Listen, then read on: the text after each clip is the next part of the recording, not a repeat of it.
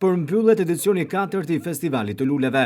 Ky aktivitet organizohet nga Zona për Zhvillimin e Turizmit TID Vlora me mbështetjen e Fondacionit Shqiptaro-Amerikan për Zhvillim AADF dhe Bashkisë Vlorë. 3 ditë feste, 3 ditë ngjyra dhe argëtim, ndërsa tashmë janë përmbyllur me sukses aktivitetet e organizuara në kuadër të Festivalit të Luleve në Qendrën Historike të Vlorës. Sipas organizatorëve përfaqësues të Zonës për Zhvillimin e Turizmit TID, eventi nga viti në vit po merr përmasa akoma edhe më të mëdha. 3 ditë në Qendrën Historike të qytetit, ndërsa atmosfera ishte veçantë, duke sjellë ngjyrat e festës me argëtim, tullumbace, animator dhe jo vetëm.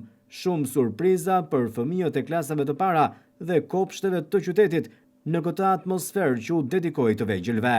Këto ditë me shumë aktivitete kanë si qëllim të sjellë një gjallërim të jetës kulturore dhe artistike, por aktivitetet vijuan të shtunën më 31 maj në mbrëmje, ku të pranishëm në Vlorën historike ishin Aleksandër dhe Renis Gjoka, si dhe DJ Silvi.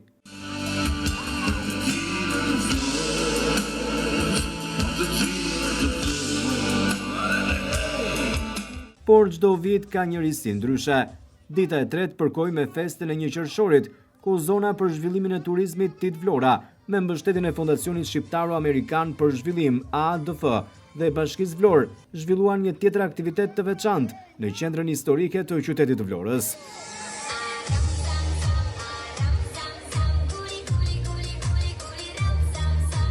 I kthyer tashmë në një traditë dhe organizuar nga Zona për Zhvillimin e Turizmit TID Vlora me mbështetjen e Fondacionit Shqiptaro-Amerikan për Zhvillim dhe Bashkisë Vlorë, Festivali Luleve është kthyer në një traditë të bukur, ndërsa ka përmbyllur tashmë edicionin e 4 të tij.